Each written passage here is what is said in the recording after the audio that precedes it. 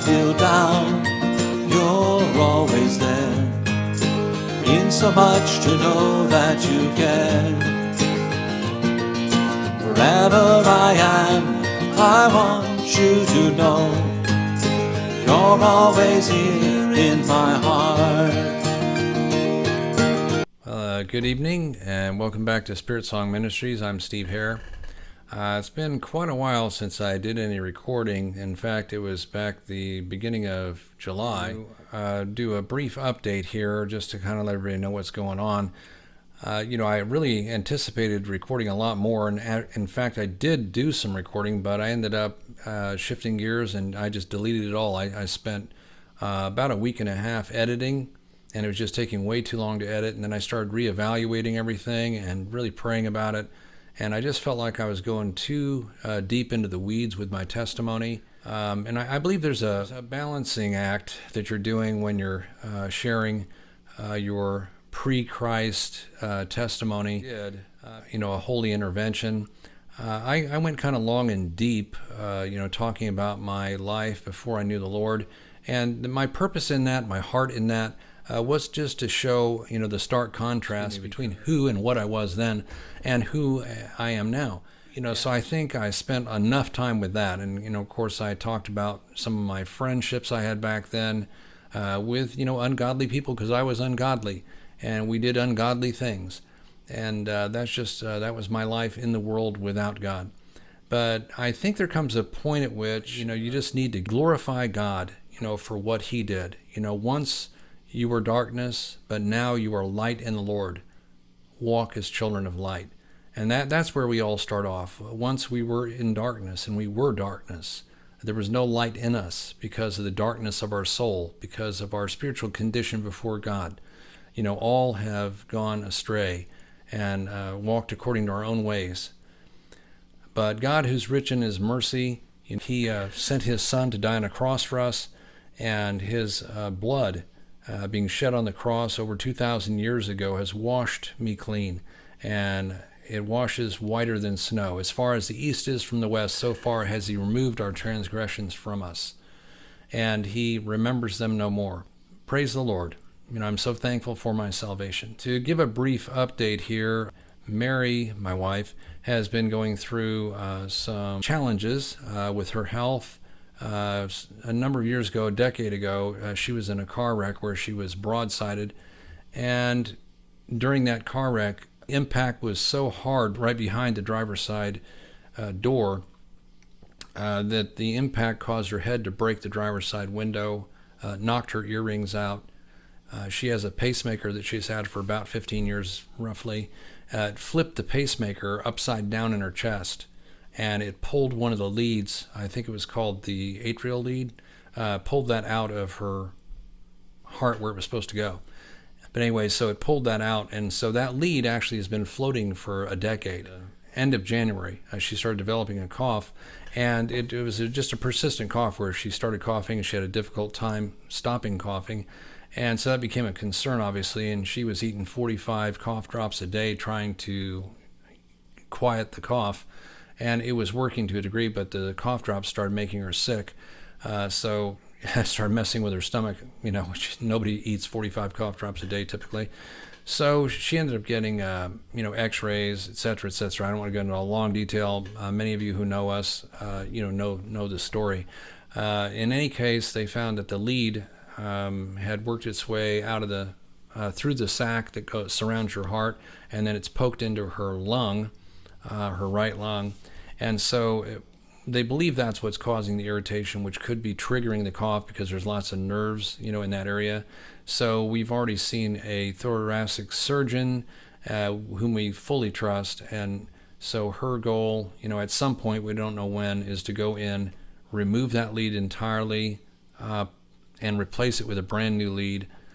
Also, it's not out of the question that she could actually get a whole new pacemaker with new leads, etc. Also, there was some valve leakage that they've looked at, and they're still examining that since we recently had a sonogram and other scanning. It was a cardiac catheterization. So she had that done so they could get a better idea of where things were at and how much leakage is going on.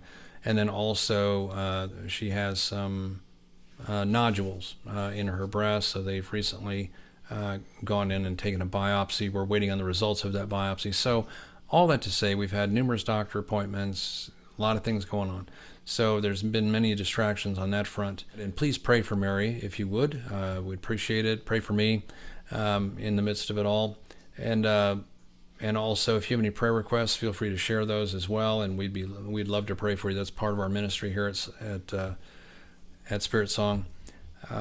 The other thing I wanted to mention was after I'd recorded a few videos about my testimony and was revisiting those, in the midst of all that, we had the July 13th attempted assassination of President Trump.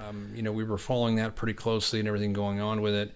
And, that made me rethink, a lot of different things that are going on in our nation. We kind of keep track of things, and through alternate media sources. But it just shows us, and reminds us of the level of darkness that we're dealing with. In the world today, the dividing line between light and darkness has become so much more distinct and clear. Those who call good evil and evil good, it's happening all around us. It's happening on our campuses. It's happening with the pro-Palestine movement. It's happening in Israel, with, everything that's going on in Gaza, and with, the shortage of armament to Israel from the U.S.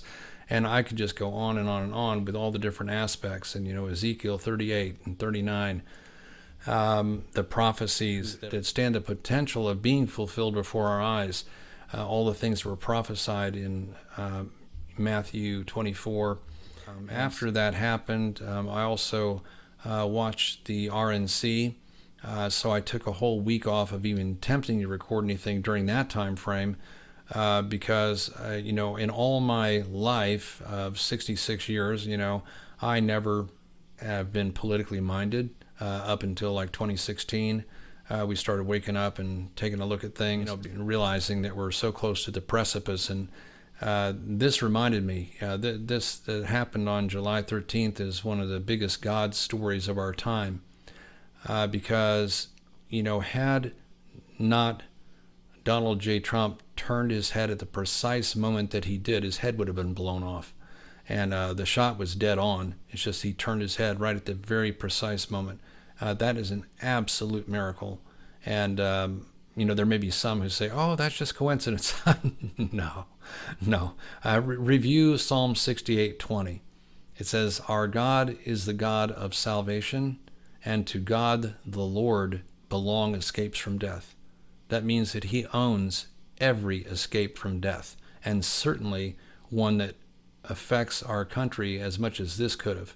We were literally a millimeter or two away from going over the precipice as a nation. If you can only imagine what would have happened had that been successful, the chaos that our nation would be in right this very moment, from that moment forward. So who's to say what would have taken place? Only the Lord knows.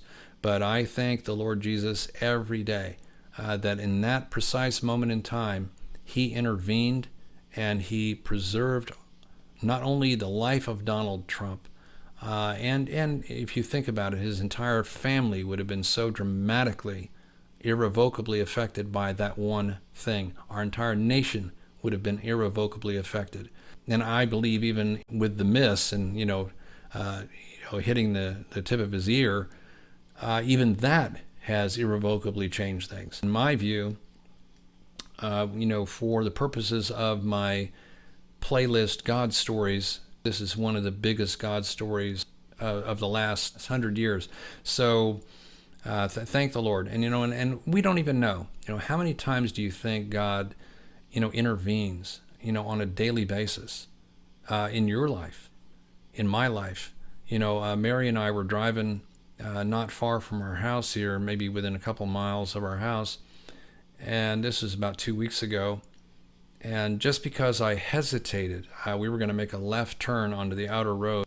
We had a green light. The light turned green. I hesitated before I made my left.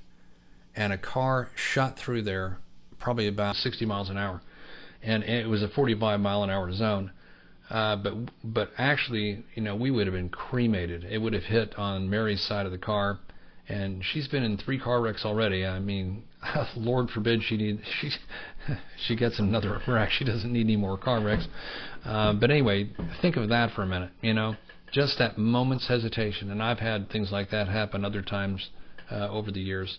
So thank the Lord for His interventions in our lives, and thank the Lord for His intervention in Donald Trump's life. And we need to be praying for our nation more than any other time in our history.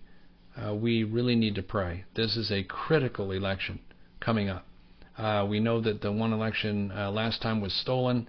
People have different opinions on that. You're welcome to your opinion. I know what I know, and all of the evidence, mountains of evidence, was produced and taken before the Supreme Court and everything else. So, in any case, this is a battle that is a spiritual battle, because of all the insanity you see. Nothing makes sense anymore. Up is down, down is up. Just insane things taking place. With Biden being deposed all of a sudden, it's just not even legal, the things that are being done. This is a spiritual battle, so we need to be praying again for God's continuous intervention in the life of our nation.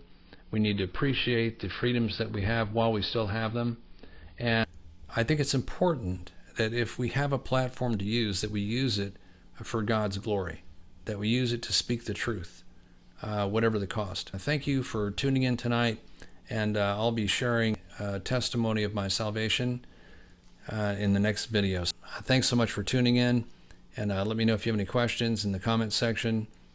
Love y'all, and have a great night, and I'll see you in the next video. When I feel down, you're always there. Means so much to know that you care. Wherever I am, I want you to know you're always here in my heart.